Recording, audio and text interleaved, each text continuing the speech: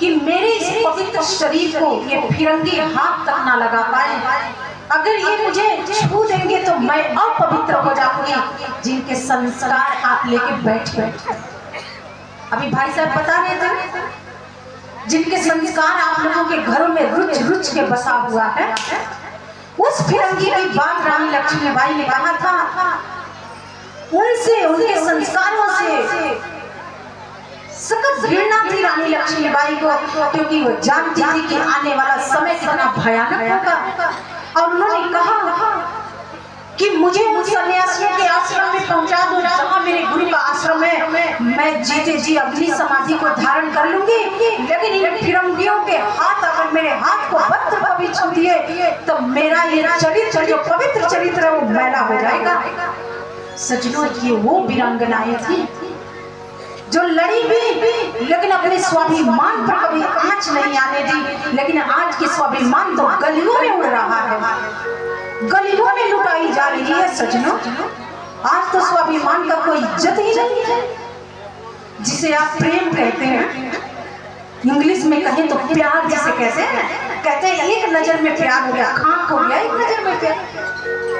एक नजर तो आपने अपने माँ को भी देखा था, जिसने पूरा जीवन आपको पाला, पढ़ाया, लिखाया, परवरिश किया। 20 दिन नहीं लगता छोड़ने में, 20 सेकंड नहीं लगता छोड़ने में। फट से डिसीजन लेते हैं। पहली नजर में प्यार किया, पहली नजर में प्यार होता तो पहले माँ से होता, पिता से होता, पूरे कुटुंब जनों से होता। ये प्यार नहीं है, सौदा होता है, सौदा। और ऐसे सौदागर बहुत मिलेंगे आप लोगों को।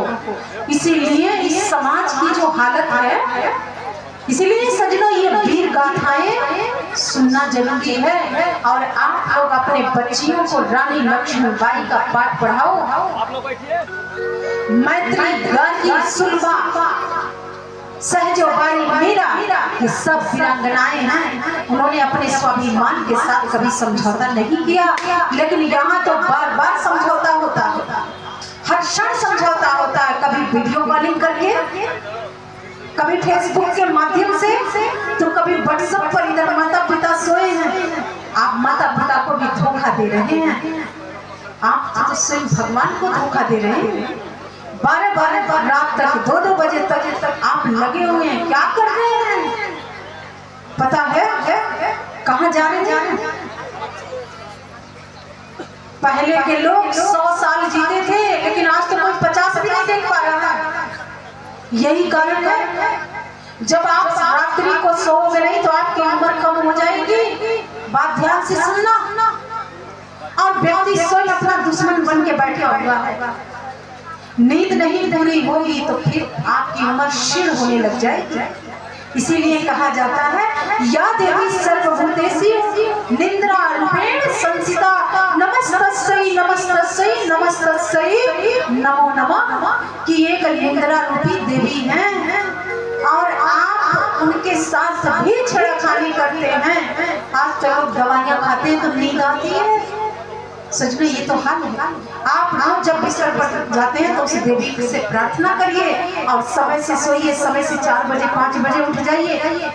और देखिए, आप भी 80 साल 100 साल की उम्र जिएंगे, नहीं तो अकाल मृत्यु तो आपका इंतजार कर ही रहा है बरान करने के लिए। और सजनों, जानते हैं आज हार्मोन्स में भी चेंज हो रहा है। मैं थोड़ा साइंस पर भी दृष्टि डाल लेती हूँ। मैं एक डॉक्टर भी हूँ, ये मत सोच लेना। मैंने पूरा 4 साल तक आयुर्वेद का कोर्स किया है। सचमुच, पहले की जो महिलाएं होती थी ना, और ऋतुकाल जब उनका आता था तो 13 से 14 साल में आता था। खुलेआम बता रही हूँ, क्योंकि आज लोग मृत्यु के नजदीक जा रहे हैं। लेकिन आजकल की जो बच्चियां हैं, मात्र 10 साल में और 11 साल में ऋतुकाल में चली जाती हैं। उम्र कम हो रहा है, क्योंकि आप अश्लील चित्र रात दिन देख रही हैं, सुन रही हैं। आपकी बॉडी में वो चेंजेस हो रहा है, हार्मोन्स चेंज हो रहा है, और इसीलिए समय से पहले ही सब कुछ होने लग रहा है। तो सजनों, ये थी, कल भी मैंने कहा था, पश्चिमी सभ्यता है ये। हमारी पूर्वी सभ्यता, हमारी संस्कृति है, और पश्चिमी सभ्यता का बोलबाला बहुत चरम पर चल रहा है। तो आप अपने आप को बचाओ, नहीं बचाओगे तो 30 साल 35 साल में 20 साल में मरना निर्धारित है। ये बात याद रखना, क्योंकि मेरे मुंह से कभी असत्य कोई बात नहीं निकलती है। तो सचलो आप अपना, भगवान ने आपको जीवन दिया है, संसार में भेजा है, आपके जीवन का उद्देश्य है, उस उद्देश्य को पूरा करो, क्योंकि शादी ब्याह तो एक दिन होना नहीं है, सब कुछ होगा, समय के साथ होगा, समय से पहले नहीं। और सचलो इधर भगवान श्री हरि कहते हैं कि मेरे आने का समय हो गया है। और सचलो सारे देवी देवताओं को बुलाते हैं और उन्होंने कहा कि जाओ सब लोग अपना अपना स्थिति संभाल लो, अब मैं उस कारागार में प्रकट होऊंगा। और देवकी और वासुदेव जी को कुछ निर्देश देने के लिए आ रहे हैं, अभी जन्म नहीं लिए, कुछ समझाने आ रहे हैं। नारायण जब इस धरा पर आते हैं तो ऐसे थोड़ी ना किसी को अपने माता पिता को वरण करते हैं। सचना उसी काली कोठरी में भगवान श्री हरि के चतुर्भुज रूप प्रकट हुआ, और जब प्रकट हुआ तो प्रकाश ही प्रकाश हो गया, करोड़ों सूर्य के बराबर प्रकाश हुआ, पूरी काली कोठरी प्रकाशमय हो गई। और देवकी और वासुदेव जी उनके चरणों में नतमस्तक हो गए। भगवान ने कहा कि हे वासुदेव और देवकी, आप हमारे माता पिता बनने जा रहे हैं, लेकिन कुछ निर्देश है जो मैं आपको बताने अपने लिए आया हूँ। अब बाद में मैं आपके गर्भ में शिशु के रूप में मैं आऊंगा। देवकी और वासुदेव जी दोनों हाथ जोड़ के भगवान से प्रार्थना करते हैं और कहते हैं कि हे प्रभु, ये तो हमारा सौभाग्य है कि आप हमारे पुत्र के रूप में हम लोगों के माध्यम से जन्म लेंगे। भगवान के माता पिता हम कहलाएंगे, कोई छोटी बात नहीं है, बहुत गौरव की बात है। आपकी आज्ञा, आपका आदेश, हर आदेश के हम लोग पालन करेंगे। सचना भगवान ने कहा कि जब मैं जन्म लूंगा तो ये जितने सैनिक हैं सब गहरी निंद्रा में चले जाएंगे, ये 7 द्वार खुल जाएगा, ये ताला टूट जाएगा, आपके हाथ पैरों की बेड़ियां भी खुल जाएंगी, और यहाँ पर एक टोकरी प्रकट होगी, उसी टोकरी में रख के मुझे नंद बाबा के यहाँ पहुँचा देना, और वहाँ पर योग माया ने जन्म लिया होगा, इस टोकरी में योग माया को लेके आना है आपको अपने पास। ये किसने कहा? भगवान श्री हरि ने कहा, नारायण ने कहा, किससे? देवकी और वासुदेव जी को समझा रहे हैं। सचना वासुदेव जी ने कहा कि हे प्रभु, आप जो भी कह रहे हैं हम वैसे ही करेंगे। भगवान अंतर ध्यान हुए और देवकी जी के गर्भ में प्रवेश कर गए। सजना देवकी का जो चेहरा था वो प्रकाश ही प्रकाश निकल रहा था, क्योंकि वो जो महाविराट शक्ति जो परमात्मा है आज देवकी जी के गर्भ में वास कर रहे हैं, हमारे नारायण, हमारे भगवान श्री हरि। अब जब भी कंस देवकी जी के पास आता था तो देवकी जी के प्रकाश ही प्रकाश उनके शरीर से निकलता था, कंस देवकी को देख ही नहीं पाता था। सचना कंस ने कहा कि लगता है मेरे काल का आने का समय हो चुका है, और कंस ने कहा कि देखो तुम लोग रात दिन सोना नहीं, जागना है। आप भी जागना चाहेंगे? कहते हैं जागते रहना नगर में चोर आते हैं। ब्रह्मानंद जी अपने शब्दों में लिखते हैं कि हे मुसाफिर, जागते रहना नगर में चोर आते हैं। आज कंस भी सैनिकों को जगा रहा है और अपने सो रहा है, लेकिन चिंता किसकी कर रहा है? रात दिन काल की चिंता कर रहा है। सचना कहते हैं कि जो जिसका चिंतन करता है उसी का वरण कर लेता है। किसी संत हुए हैं एक महाराष्ट्र के, वो कहते हैं कि अंतकाल जो लक्ष्मी सुमरे ऐसे चिंतन में जो मरे सर्व जोनी बलबल उतरे, कि जो अंतकाल में लक्ष्मी का सुमरन करता है, याद करता है, वो मरता है तो सर्प बनता है। आगे कहते हैं कि अंतकाल जो मंदिर सुमरे ऐसे ऐसे चिंतन में जो मरे प्रेत जोनी बलबल उतरे। घर को भी मंदिर कहा जाता है, भवन कहा जाता है। रात दिन लोग सोचते इतना बढ़िया संगमरमर लगा के घर बनाए हैं, टाइल्स पत्थर लगाए, हमारे नहीं रहने के बाद कौन रहेगा। भगवान कहते हैं कि जाओ और प्रेत बनो और उसी घर में वास करो। आगे कहते हैं कि अंतकाल जो बच्चा सुमरे ऐसे चिंतन में जो मरे सुअर योनि बलबल उतरे। बहुत से लोग अपने बच्चे के मोह से पीड़ित होते हैं। 4 बच्चे हैं, 3 बच्चे हैं, 5 बच्चे हैं, 8 बच्चे, अभी भी संतुष्टि नहीं है। भगवान कहते हैं कि मैं तो तेरे दिल दिमाग में नहीं हूँ, तो ले अब तू सुअर बनेगा, 16 बच्चों को जन्म देना और खूब कीचड़ में बैठ के रहना। अंतकाल जो बच्चे सुमरे ऐसे चिंतन में जो मरे सुकर योनि बलबल उतरे। कि अंतकाल में जो बच्चों के परिवार का जो ध्यान करता है और मरता है तो सुकर की योनि में जाता है। सजनों आगे कहते हैं कि अंतकाल जो नारायण सुमरे ऐसे चिंतन में जो मरे तो स्वयं नारायण के रूप हो जाता है। तो सजनों ये आपके ऊपर मैं छोड़ती हूँ कि किसका चिंतन करना है। आज वंश तो काल का चिंतन कर रहा है और आप किसका चिंतन करेंगे? हाथ उठा के बताइए ईमानदारी से, किसका चिंतन करेंगे? भगवान का। पीछे वाले लोगों को भगवान काट रहे हैं, बुरे लग रहे हैं। हमारे श्री हरि बहुत सुंदर है, बहुत, उनकी आंखें कमल की पंखुड़ी के तरह है। तो क्या आप भगवान का ध्यान चिंतन करेंगे? भगवान को याद करेंगे? तो आइए भाई साहब से एक चौपाई के लिए आग्रह करते हैं कि राम भक्ति चिंता मणि। आइए भाई साहब से आग्रह करते हैं, वही गाते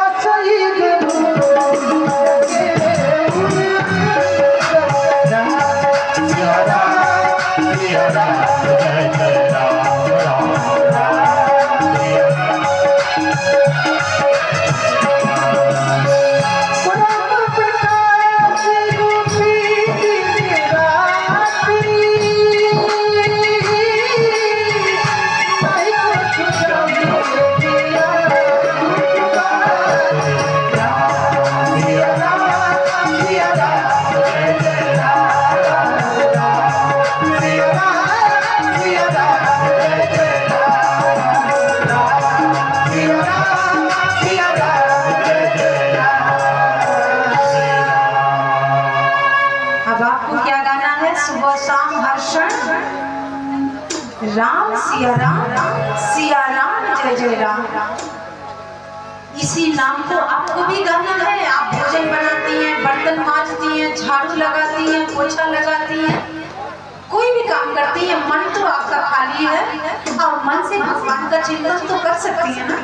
बहुत से लोग बहाना करते हैं समय नहीं मिल रहा है जी। समय निकालना चाहेंगे तो बहुत समय मिल जाएगा और नहीं निकालना चाहेंगे तो नहीं निकलेगा। ये बात जानते हैं क्यों बता रहे हैं? क्योंकि हम भी मंत्र जाप करते हैं, जहाँ भी रहते हैं साधना भी करते हैं, लेकिन मंत्र जाप भी करते हैं। रोज कम से कम 500 मंत्र जाप हम भी कर लेते हैं, क्योंकि करना पड़ेगा। माला ले लीजिए, रुद्राक्ष ले लीजिए, तुलसी का, मेरे पास तो तुलसी का ही माला है, मैं जब करती, पूछ लीजिएगा जिनके घर में की हूँ उनसे। तो सजनों आप भी कर सकते हैं और नहीं माला पढ़ कर सकते हैं, भोजन बनाते हैं तो राम सिया राम जय जय राम।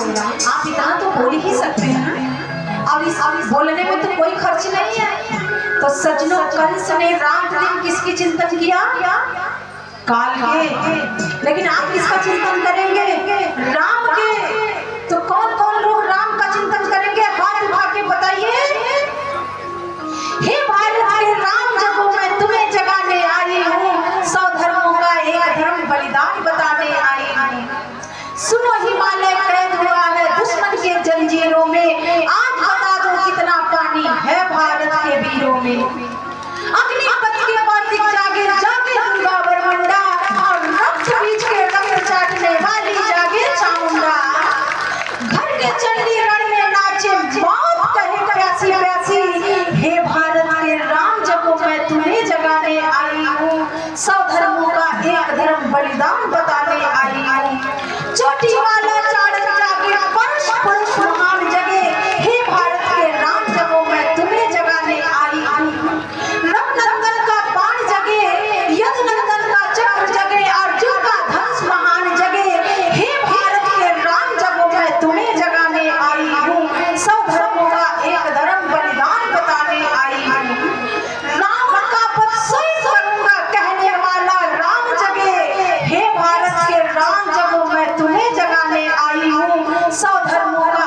धर्म बलिदान बताने आई हूँ।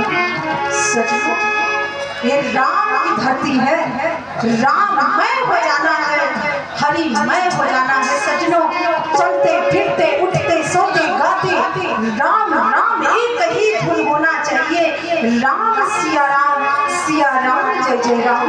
तो सजनों, जिसका जीवन ऐसा होता है यह उसके सपने में भी नहीं आ सकता है। सजनों, भगवान स्वयं आपको लेने के लिए आएंगे। सजनों, इधर भगवान आज कंसकाल की चिंता करता है और भगवान श्री नारायण का आने का आगमन हो चुका है। सजनों, काली घटाएं हैं, सारे ग्रह उज्जर आंखें बिछाए भगवान के स्वागत करने के लिए खड़े हैं। रोहिणी नक्षत्र है, भादो का महीना है और घोर अंधकार है जिसमें बिजली चमक चमक के बता रही है कि प्रभु आइए, मैं इस अंधकार को दूर कर दूंगी और मैं आपका स्वागत करने के लिए खड़ी हूँ। ये हवा के झोंके तेज तेज से चल रहे थे, आंधी बहुत जोर जोर से आ रही थी, तूफान बहुत तेज थे, बारिश बहुत तेज थी और इस सबके बीच में हमारे श्री हरि का आगमन हुआ, श्री नारायण का आगमन हुआ। तो बोलिए श्री नारायण भगवान की जय, श्री हरि की जय। सजनों, हमारे भगवान नारायण आज माता के गर्भ से बाहर आए हैं, लेकिन हल्ला मत करिएगा, जानते हैं क्योंकि जो सैनिक सो रहे हैं वो जाग जाएंगे ना, तो अभी शांति बना के रखना है ना, क्योंकि अगर सैनिक जाग जाएंगे तो महाराज कंस आ ही जाएंगे और हो सके यही आ जाएंगे, क्या पता। तो सजनों, इधर जब भगवान जन्म लिए तो उसी क्षण देवकी वासुदेव जी का भेड़िया टूट गया और इधर टोकरी आई और टोकरी में वासुदेव जी ने क्या किया, अपने छोटे से लाल को लेके जा रही हैं, लेकिन देवकी बार बार उस लाल को कभी कपूर को चूम रही है। शांति बनाए रखिए आप लोग आगे देखें, आगे आप लोग आगे, सारी व्यवस्था आप लोगों के लिए बनाई गई है। आप बैठ जाइए, जब वो जा रही थी तो बहुत तेज से बारिश हो रही थी, मूसलाधार बारिश हो रही थी, सारी बिजली आपस में एक दूसरे से टकरा रही थी, आंधी चल रहा था, तूफान आ रहा था और उस समय घोर अंधकार था, घोर बोलिए वासुदेव जी की जय। दोनों हाथ जोड़े सब लोग, दोनों हाथ जोड़े।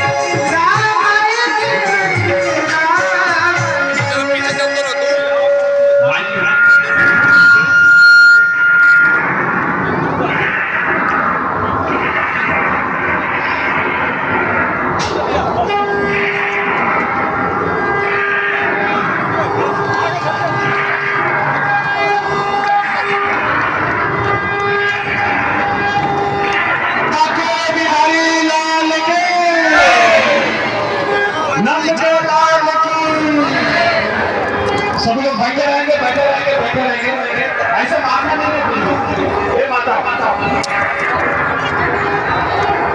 आप लोग बैठ जाए, किसी के आंख में माता बना के अपने स्थान पर बैठे, ये साकी सबके सामने होकर के बैठेंगे, अपने स्थान पर बैठ जाए, कभी बताए और बैठे अपने स्थान से बैठ के देखेंगे, ये साकी सबके सामने से होते हुए जाएंगे। आप लोग अपने स्थान से कहीं बैठ के देखेंगे, जितने बने काम करें,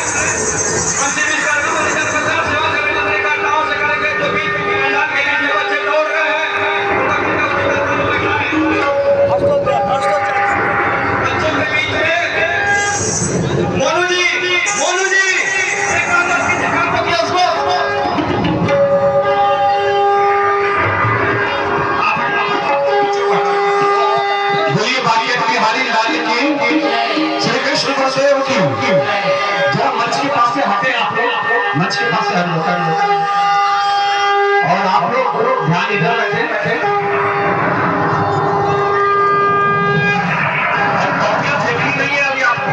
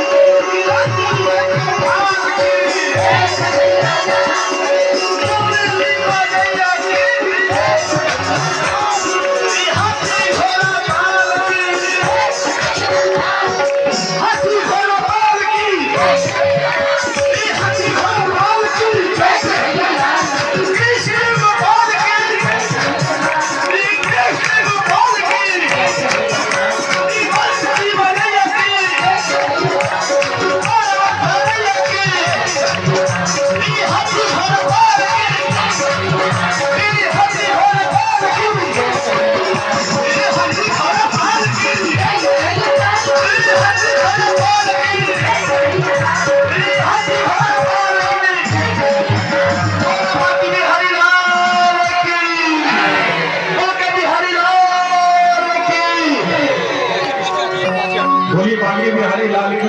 आप लोग जितने लोग जूता चप्पल पहने हैं पीछे हो जाओ। आप लोग भैया वीडियो वाले आप लोग आइए भगवान प्रकट हुए हैं कारागार में। आज बाबा के आज पहुंचे, कैसे पहुंचे आगे श्रवण करते हैं। सारे साले की बात होगी पर ऐसे काम नहीं चलेगा। दोनों हाथ ऊपर होने चाहिए कि नहीं होने चाहिए? दोनों हाथ ऊपर। चलिए बाके बिहारी लाल के, विश्वकर्मा भगवान की। फूल के साथ तालियों के बात हो गई, फूल के साथ तालियों क्या बात हो गई। जब से जन्मे कन्हैया करवत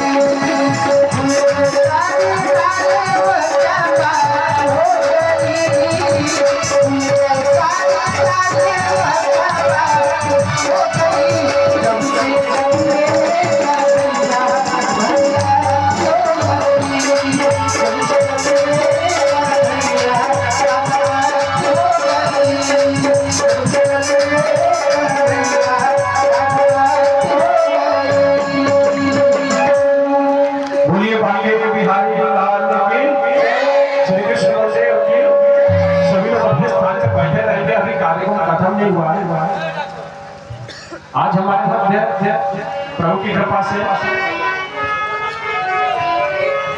हम लोग के बीच में एक ऐसा परिवार है जो इस मंदिर से नहीं इस क्षेत्र जवानी जिले प्रदेश से जुड़े ऐसे शख्स हैं जिनकी धर्मपत्नी जी आज इस प्रांगण के बीच में मौजूद है।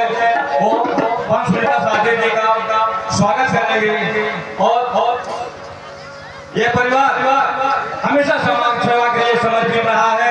समय समय पर गरीबों का सेवा करना, समय समय पर जो मंदिर बना है, मंदिर बनने से लेकर जितने भी कार्यक्रम होते रहे हैं उसमें सबसे बढ़ के सहयोग परिवार से आता रहा है। मैं चाहूंगा क्योंकि धर्मपत्नी जी माननीय राजकौर जी की धर्मपत्नी जी वो इसे बनाए और साध्वी सुनीता जी का माल्यार्पण करें।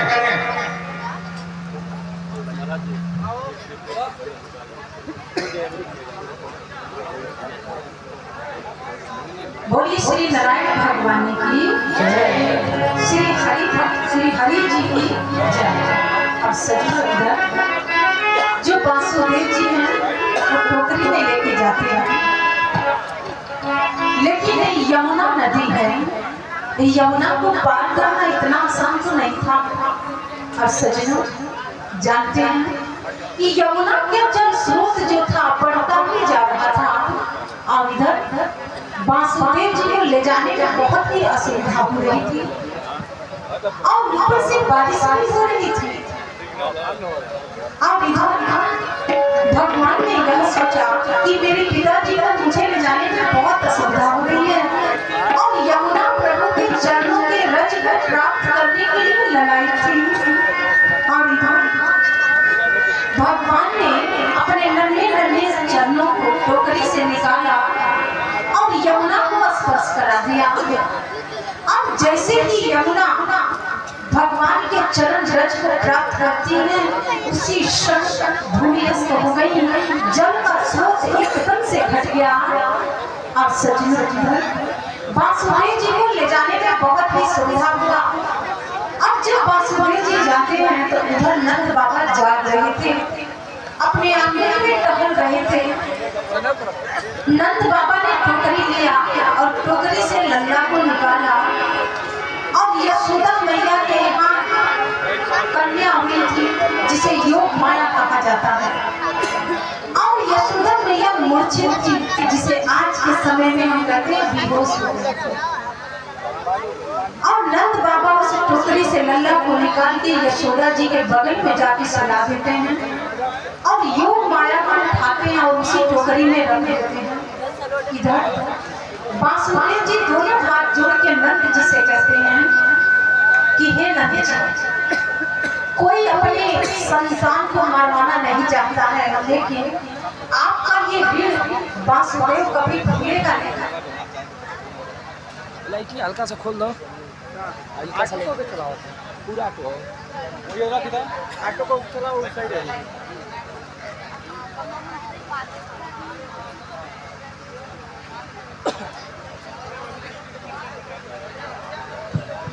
तालियों से स्वागत कीजिए भाई साहब का। और जो दोनों हाथों पर रखे बहुत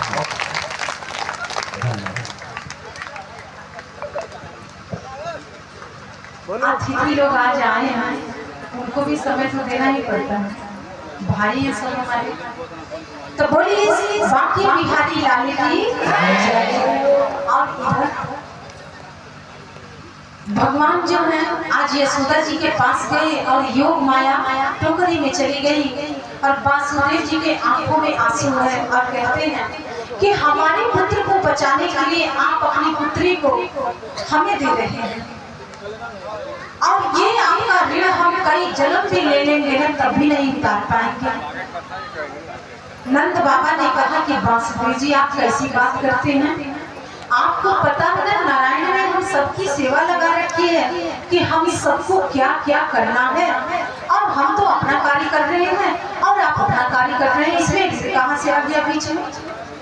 वासुदेव जी ने कहा कि ठीक है आपकी बात, लेकिन फिर भी आज मेरे पुत्र को आप जीवित रखेंगे और आपकी पुत्री कंस के पास जा रही है। सच में वासुदेव जी बड़ी तीव्र गति से वहां से आते हैं। अब जैसे जैसे द्वार पार करते हैं एक एक द्वार बंद होता गया और ताला फिर से उसमें लग गया। वासुदेव जी जिस कोठरी में रहते थे जब वहां गए तो देवकी जो थी उस पुत्री को लेती है और उस पुत्री के कपोल को चूम रही थी, कभी उसके नन्हे नन्हे पैरों को चूम रही थी और कहने लगी कि हे परमात्मा मेरी आखिरी इच्छा है कि ये संतान मेरी जीवित रहे। सचमुच इसीलिए कहा जाता है मात्र शक्ति से बढ़ के कुछ नहीं है। माँ चाहे तो अपने संतान के लिए सब कुछ कर सकती है, यम से भी लड़ सकती है। और सचमुच देवकी जी ने इच्छा प्रकट किया और इधर वासुदेव और देवकी जी के हाथों में बेड़ियां लग गई और योग माया ने जोर जोर से रोना आरंभ किया। बहुत रोती हैं और जानते हैं जब कोई शिशु जन्म लेता है तो बहुत जोर जोर से रोदन करता है और जैसे ही रोदन सैनिकों की कर्ण बंजर हुआ उसी समय उस रोदन से उनकी निंद्रा टूट गई, निंद्रा खुल गई और सज्जनों उसमें से सैनिक भागते हुए महाराज कंस के पास गए और कहने लगे कि महाराज महाराज। कंस ने कहा कुछ आगे भी बोलोगे? सैनिक ने कहा कि महाराज आपके काल देवकी की 8वीं संतान आ चुकी है। कंस जिस स्थिति में था अपने कक्ष से तीव्र गति से भागते हुए आज काली कोठरी में आता है और कहने लगा कि देवकी तू इसे मुझे अब दे दे। देवकी कहती है कि भ्राताश्री आपने मेरी सारी संतानों को मारा, मैंने कुछ नहीं कहा, लेकिन ये बहन आपसे भीख मांगती है एक संतान को जीवित छोड़ दो। कंस कहता है कैसी तू बहन है कि अपने भाई को मरवाना चाहती है।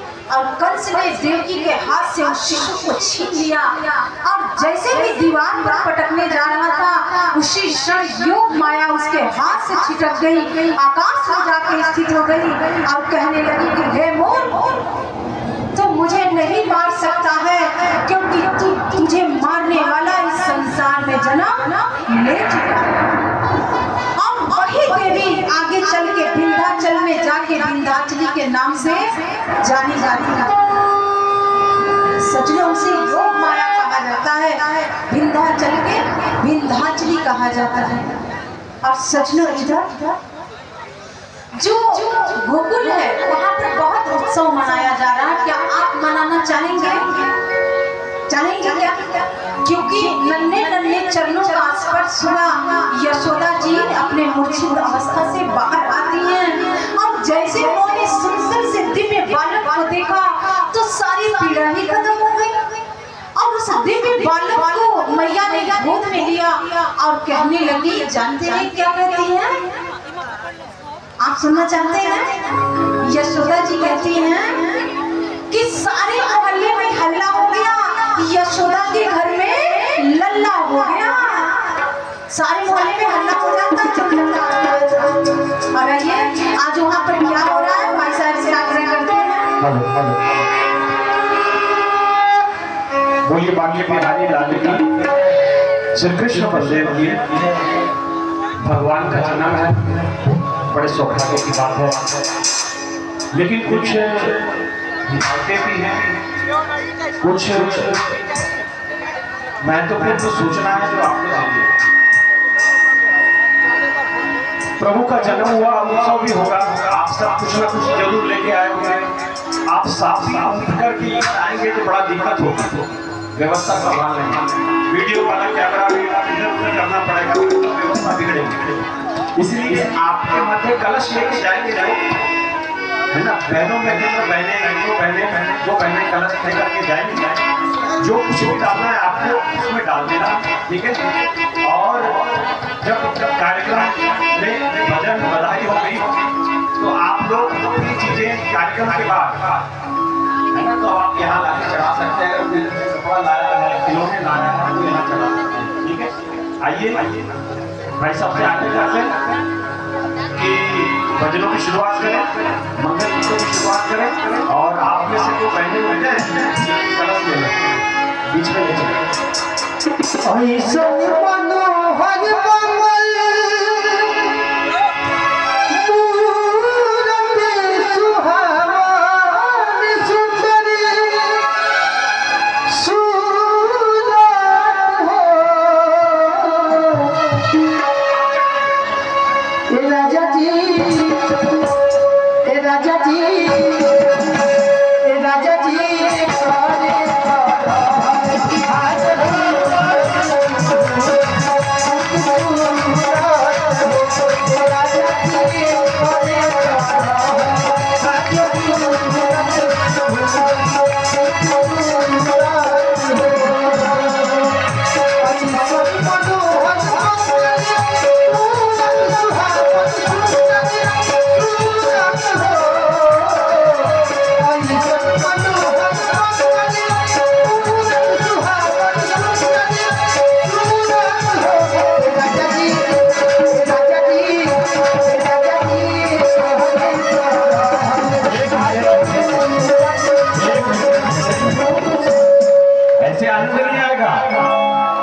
आनंद कैसे आएगा अगर आप अपने कामों में व्यस्त है। आपको जो चढ़ाना है वो कलश आपके बीच आना है, उसमें चढ़ाना है।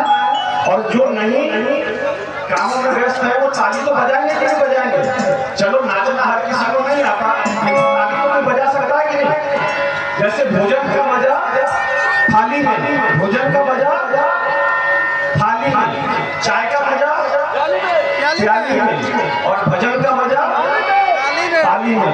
तो दोनों हाथों पर, और भाई साहब भाई कहते हैं सुहास बहुत मोहन दिलाता है, हम सब सजेगा के कुछ कुछ ढेर चाहिए। ए राजा जी, राजा जी,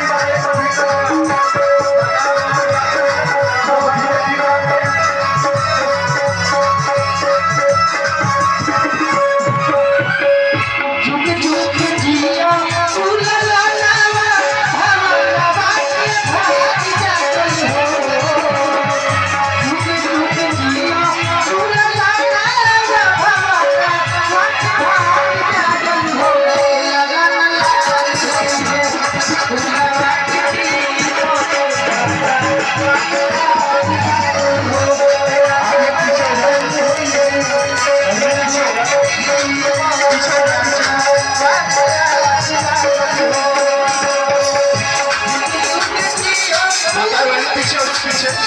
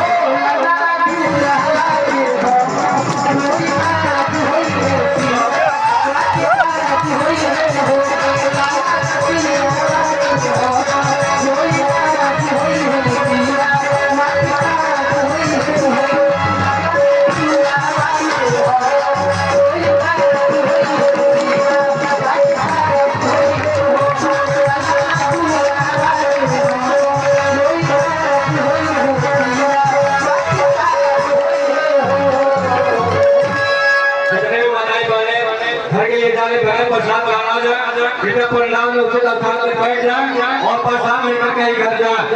और अभी अभी आरती होने जा रही है, सारे लोग आरती अप्लाई करें और प्रसाद ले तब घर जाए। और एक कथा को ना कल तो 12 बजे बजे और 2 बजे तक चलेगी, 12 बजे से 3 बजे तक कथा दिन में चलेगी और फिर शाम का कथा जिस समय से शुरू होगा।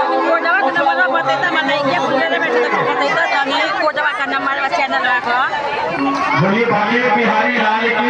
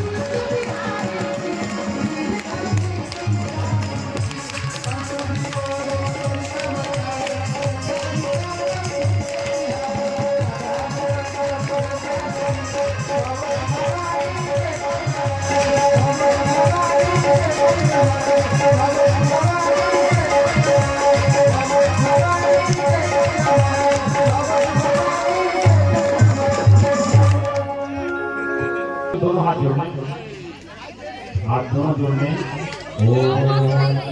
ओम शांति अंतरिक्ष शांति पृथ्वी शांति रापः शांति लोकदयः शांति वनस्पतयः शांति देवाः शांति ब्रह्म शांति सर्वभूत शांति शांतिरेव शांति श्यामा शांति देवी।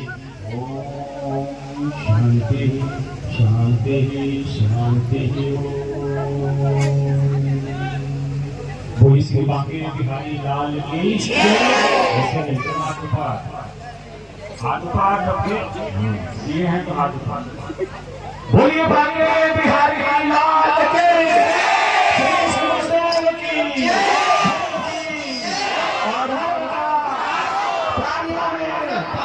विश्व का सत्य सनातन धर्म की, गौ माता की, भारत माता की, विश्वकर्मा भगवान की, विश्वकर्मा भगवान की, सब संतन की, सब भक्तन की, यज्ञ नारायण भगवान की, भागवत भगवान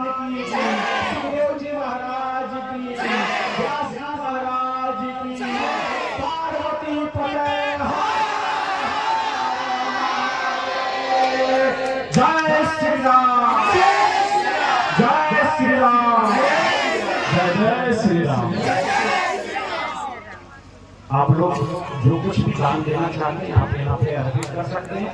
अगर व्यास मंच पे प्रणाम करना चाहते हैं तो बारी बारी करके आइए, धीरे से आप हो जाइए। बस की आवाज जा रही है। तो ठीक है, आप लोग जो समझ रहे हैं कि जिसको जो चढ़ाना है यहाँ पे चढ़ा सकते हैं, मंच पे आना है तो ऊपर आके प्रणाम करके जा सकते हैं।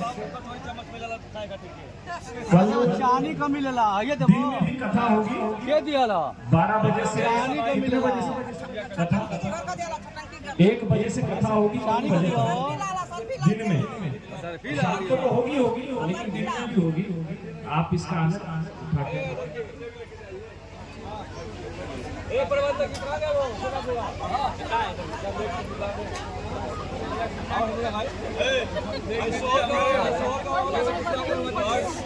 आप कुछ चढ़ाना चाहते हैं आए, नहीं तो व्यास जी भी नीचे आने वाली है।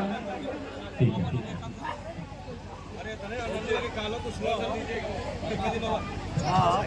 कमेटी से निवेदन है कि जो हमारे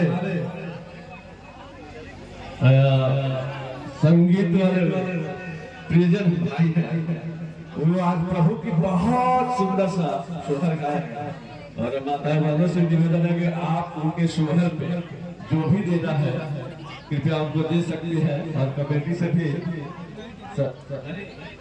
सभी को इकट्ठा देता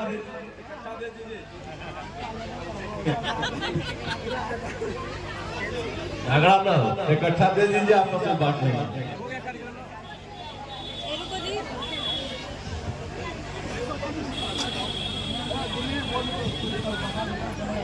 और जो भी लोग